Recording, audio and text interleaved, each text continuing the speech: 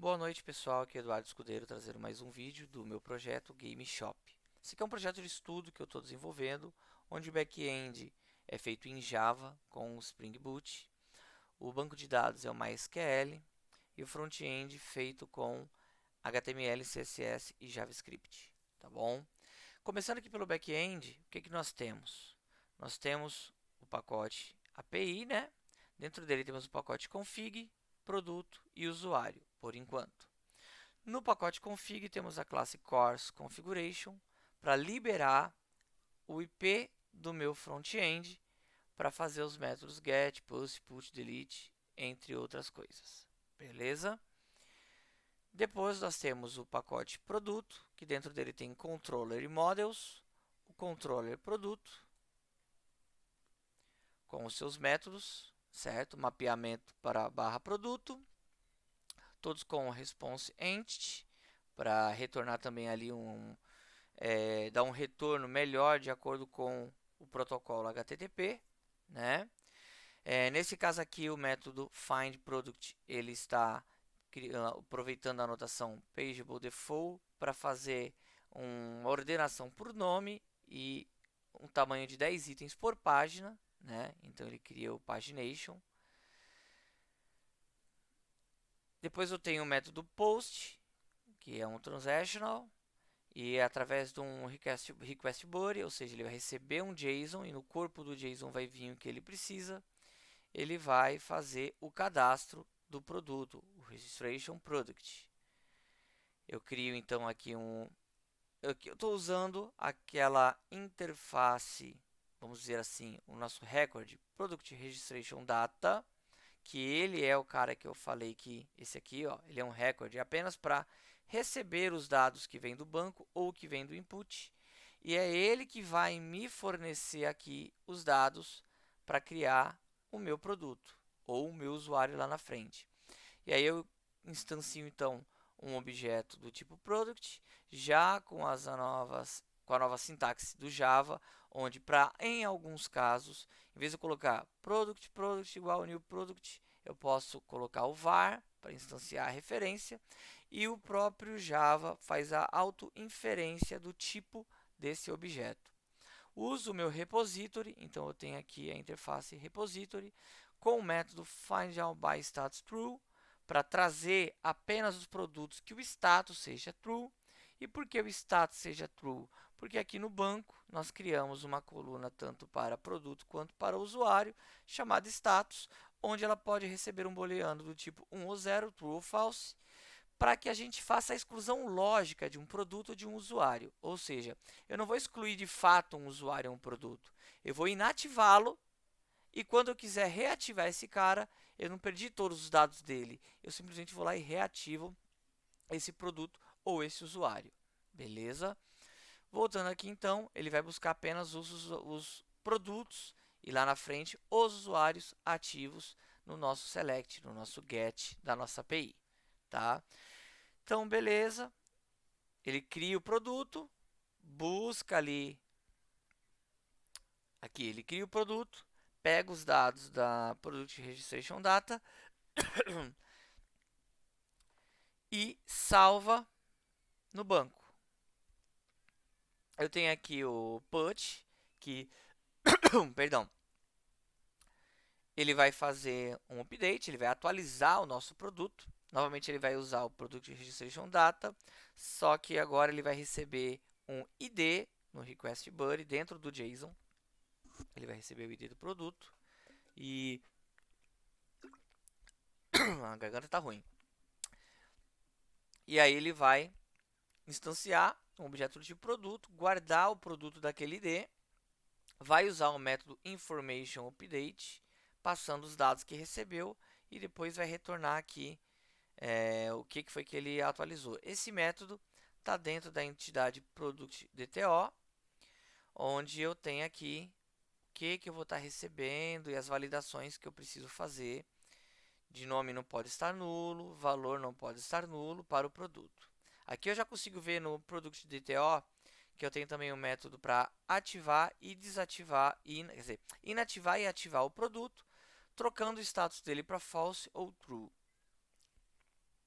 E é os que são utilizados aqui embaixo no método delete mapping, onde eu tenho um mapeamento da minha API, além de produto aqui em cima, inativar /id, reativar /id, e o funcionamento é o mesmo, só que aqui em cima é o delete mapping para inativar e aqui é um put mapping para reativar, tá?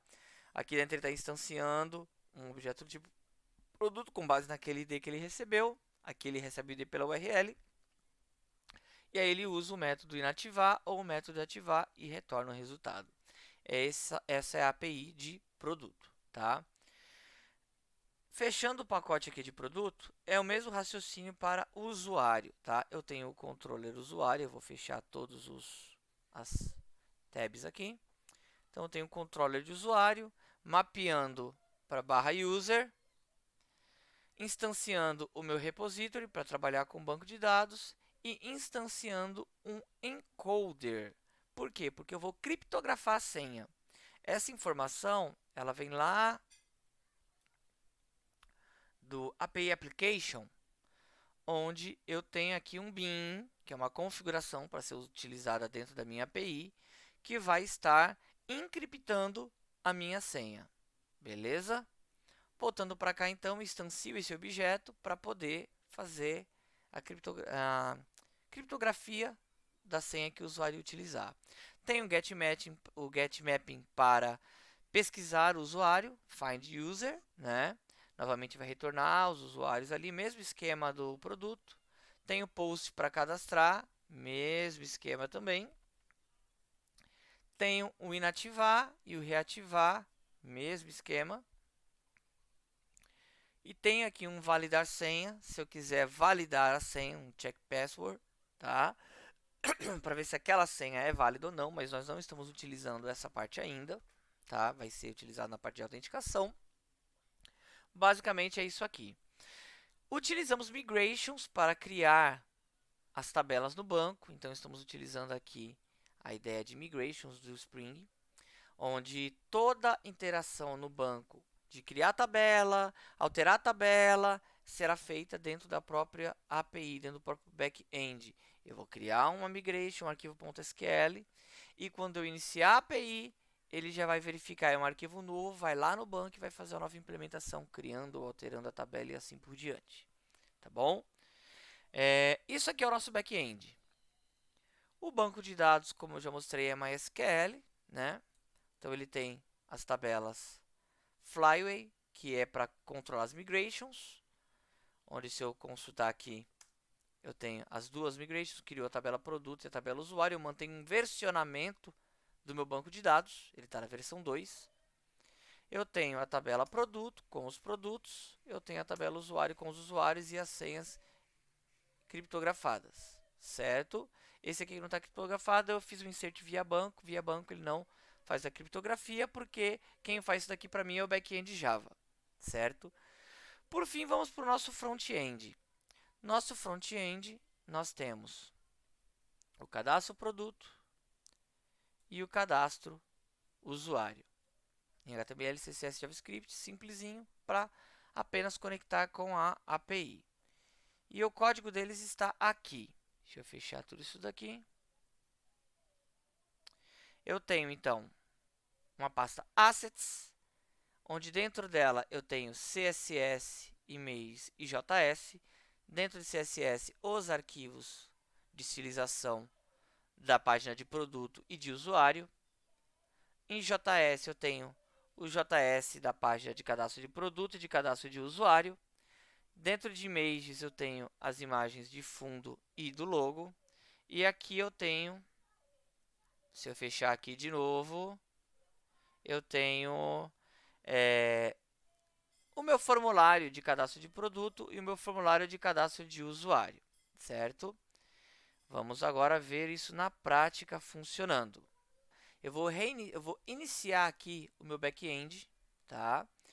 Vou iniciar meu back-end, vou subir as APIs para a gente poder testar a comunicação do nosso front-end.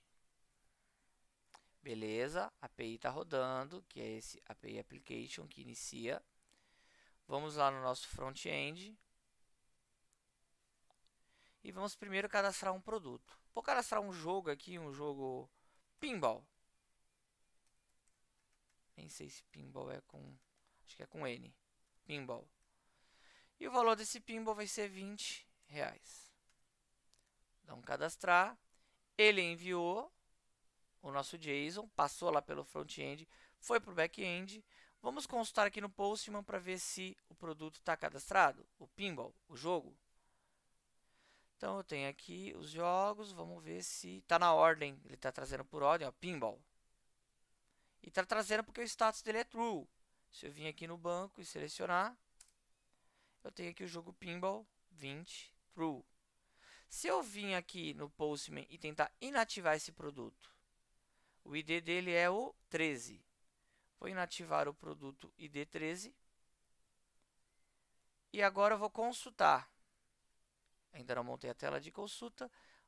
O jogo não tem que estar mais aqui, Pinball. Olha lá, ele não está. Por quê? Porque se eu vier aqui, o status do jogo agora está 0. Olha lá, Pinball, status 0. Se eu vier aqui reativar o produto de ID 13, consultar aqui, Pinball vai voltar a aparecer. Quer ver? Pinball. Porque agora o status dele está True. Beleza? Vamos agora testar o cadastro de usuário, para ver inclusive se ele vai criptografar a senha. Vou criar um usuário novo, vou criar um usuário Pereira. Pereira. O nome do usuário vai ser Pereira também. E a senha 123456. Vou cadastrar. Ele enviou para a nossa API. Vamos vir aqui no Postman e consultar o usuário. Tem que ter um Pereira aqui.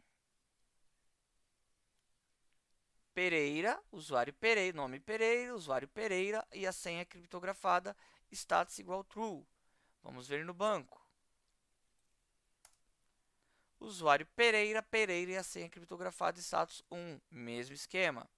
Inativar o usuário de ID8, que é o Pereira.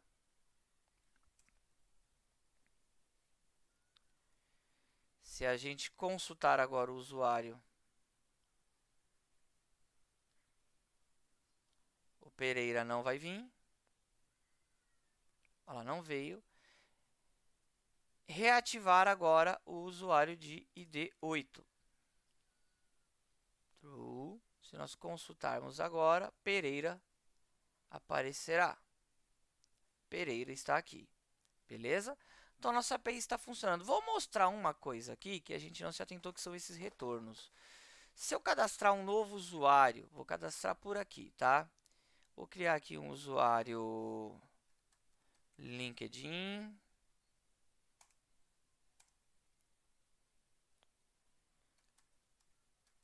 LinkedIn. E a senha 123. Vou mandar. E ele deu o retorno aqui, ó, 201 created. Ou seja, ele está obedecendo o protocolo e as regrinhas para a gente trabalhar com requisições HTTP, tá bom? Então, esse aqui é o meu projeto, espero que vocês tenham gostado, ele vai evoluir bastante ainda, tá?